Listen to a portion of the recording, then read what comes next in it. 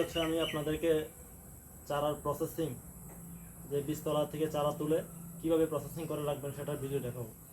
আমরা হয়তো অনেক সময় অনেক জায়গায় যাই বা যে কোনো একটা জায়গায় গিয়েছিলাম বেড়াইতে, তো একটা চারা পাইছি, চারা পাইছেন, যে কোনো একটা চারা পাইছেন, সেটা হতে পারে কাঁঠালের চারা হোক, আমের চারা হোক বা যে কোনো চারা, তো শিকড় সহ বীজ সহ একটা চারা পাইলে সেটা আপনি কিভাবে সংগ্রহ করে রাখবেন।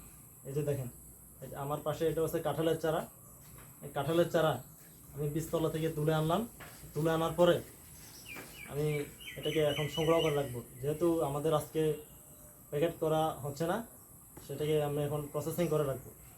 এই যে দেখেন, আপনি যদি যে কোনো জায়গা থেকে চারা, বীজতলা থেকে চারা তুলে এনে সাথে সাথে যখন যদি প্যাকেট করা না হয়, তাহলে এই কাজটা করবেন, প্রসেসিং করে রাখবেন। এই প্রসেসিং প্রক্রিয়াটা দেখেন, চারাটা তুলে শিকড় সহ আছে, কিন্তু হালকা পানিতে ভিজিয়ে দেব। হালকা, এই যে আমার পাশে আছে পানি, পানিতে ছিটকায় দিব গোড়া এবং পাতা সহ পুরো গাছ, কিন্তু এই ছিটকায় পানি দিয়ে ভিজাই দিব। ভিজাই দেওয়ার পরে এই মাটি খুঁড়বেন, মাটি খুঁড়ে হালকা নরম মাটি খুঁড়ে মাটিতে ফুটায় দিবেন, এমনি শুয়াই দিবেন।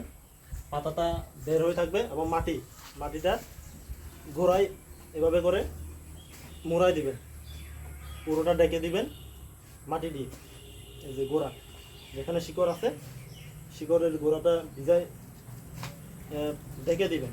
ডেকে দেওয়ার পরে আরেকটা কাজ হচ্ছে, পানি দিয়ে দিবেন, মাটিটা ভিজাই দিবেন। গোড়ায় যেখানে মাটি দিয়েছেন সেখানে এভাবে করে পানি দিয়ে ভিজাই দিবেন, তাহলে আপনার গাছটা সুস্থ, সবল এবং সতেজ থাকবে।